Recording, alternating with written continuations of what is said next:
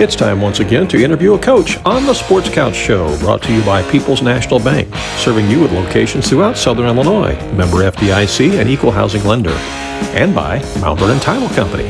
When you need title work or real estate closings or contract for deed work, Mount Vernon Title Company. Welcome to another edition of the Sports Couch here on AreaSports.net. We're going to talk high school football with head coach Justin Townsend of the Fairfield Mules. During week 2 of the football season, the Mules actually played their first game of the year, as they were off on week 1 due to Vienna-Goreville not fielding a varsity team this year. So they took on the Eldorado Eagles at home at the train yard, and the Mules came away with a 28-20 victory. Got off the gate really quick with a couple of long plays, big plays in the first quarter. Big 73-yard run by Sargent, also a big play by Tullis that went over 50 yards, and added to it in the second quarter on a play by Simpson to go up really 20-0 after the first half, and all three of those guys, I think, had 100 yards or more in the game. So, Coach, you got off to a good start. You got a win in your first game of the year, and that's what you were hoping for. Yeah, I mean, obviously, you want to start your season off with a win, and we're sitting here 2-0, which is where we wanted to be. I thought we played tremendous in the first half. Not just from an offensive standpoint. Obviously, we like to hit those explosive plays, but I thought our defense was just lights out, really, the first 3 series. And, I thought first half we just tremendous effort. And, I'm not really sure what transpired in the second half. I mean, credit to Eldorado. Their kids didn't quit. To start the second half right off the bat, we muffed the kickoff return and literally kicked it right back to them and gave them great field position, and they capitalized on it and got some momentum and, kind of shifted the game a little bit. I never really felt like the game was in question, but at the same time, we didn't close the door like we needed to. So, that's definitely something that we addressed this week and we'll talk about. But,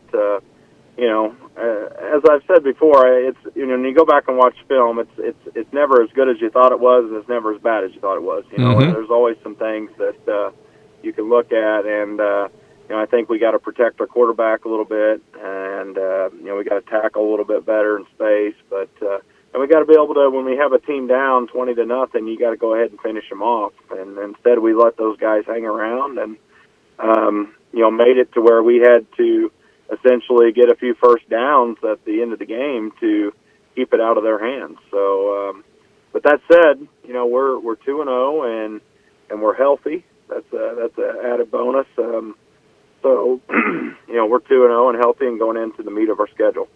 Yeah, when you make those big plays like you did there in the first quarter, that's kind of a dual-edged sword when you score big and quick like that, because your defense has to go right back out there on the field, and that can wear them down over a period of time, can't it?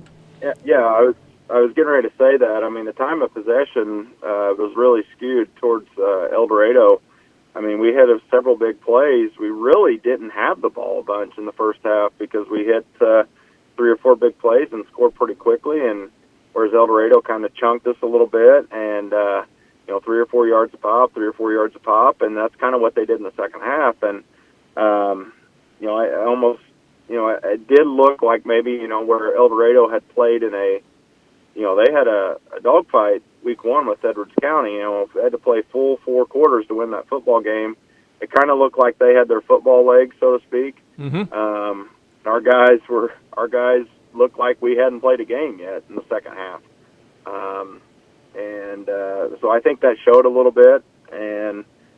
But I want to, like I said, I told Coach Clark on Sunday, I mean, their guys never quit, and they stayed after us, and it was a good test for us, and I think we learned a lot from it, and we're going to get better. I think, your biggest jump is from week 1 to week 2, and essentially that was our week 1. I mean, I think we were able to actually, the scrimmage was great. It was a positive, but it still wasn't a football game. Right. It wasn't, you didn't have a score on there. You didn't have, there wasn't a whole lot at stake. Well, there's a lot at stake in a football game here, and so it was good to see how our guys responded and have some, a teach tape, so to speak, and see where we go from here. Yeah, you mentioned that you always learn the most from week 1 to week 2. I agree with that, and one of the things I'm sure you probably want to concentrate on and look at is I think you had 9 penalties in that game against Eldorado. That's probably something you'd like to reduce, I'm sure. Yeah, we had some holding penalties and some things that just aren't typical of us, and we're gonna get better, and that's what we have to do. We got to keep our hands in, and we try to get out on the perimeter a little bit, and they got us. I think one of them maybe was a little bit questionable, but that's just part of the game, and our kids know the right way to block and know how to get our guys on the edge. And but once again, when you watch it on film, you can see a lot of times it's a misstep on technique or something like that. And I feel very strongly, the mistakes that we made, or even a lot of the penalties, were as a result. They're all correctable, and that's always a positive thing too. If it's something that you can't correct, that's when you have an issue. Yeah, for sure.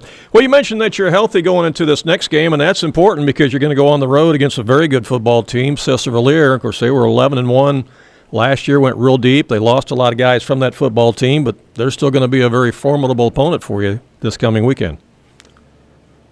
Yeah, they're one of the top 1A programs in the South, without a doubt, and obviously well coached.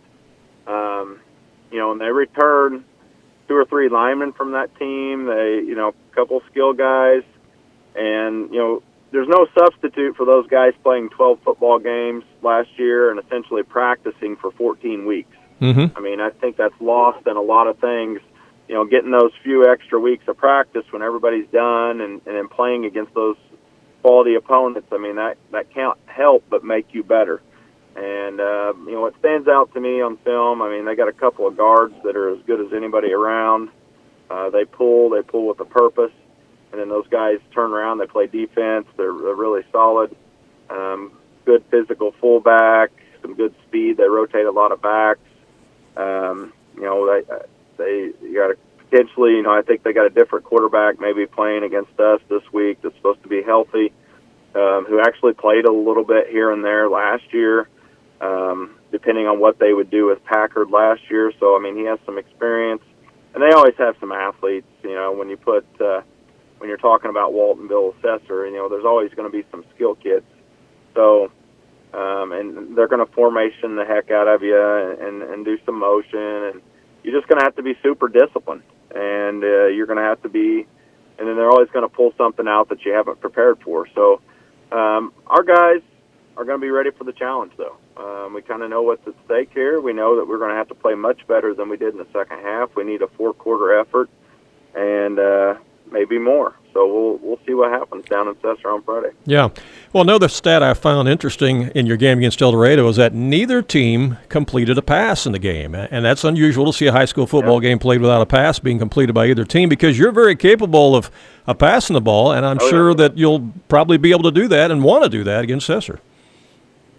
Yeah, we could throw the football, but, at the same time, we averaged, I think, 10 yards a rush on Friday night. Right.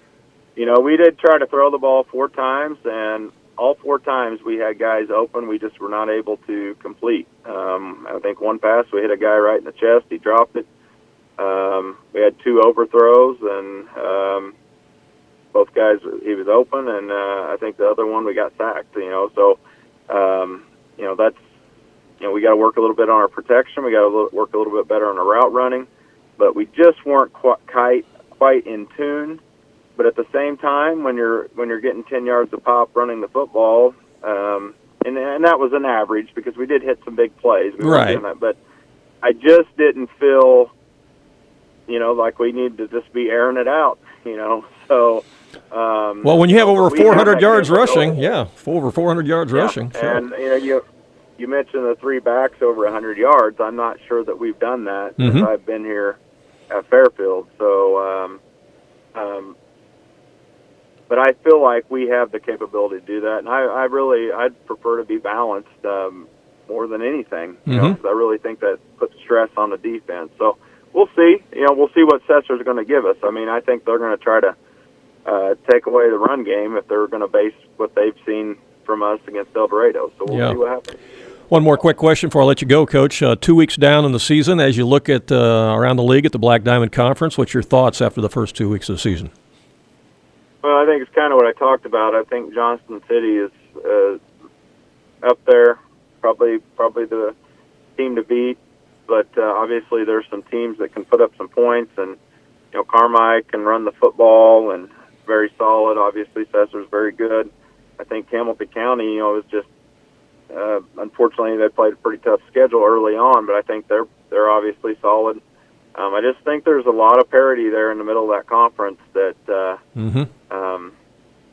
down the stretch, there's going to be some teams fighting for those 5 wins, and it's going to be interesting to kind of see how it all shakes out. And I think, as always, an injury here or there can really affect some of these smaller schools, 2A, 3A teams. I mean, that just, when you start shuffling guys around, that's just a huge, we've dealt with that here in the last few years. That's just always a big concern. So we'll see. I think it's going to be a super competitive year in the conference. I think you've already witnessed that. I think you've already seen here in the first 2 weeks that, there may be a blowout here or there, but I think a lot of the games are going to be pretty competitive this year. Yeah. Well, Coach, as always, we appreciate your time. Congratulations on the win against Eldorado, and best of luck this weekend down at Sesser, all right? All right, thank you. Thank you. All right, bye-bye.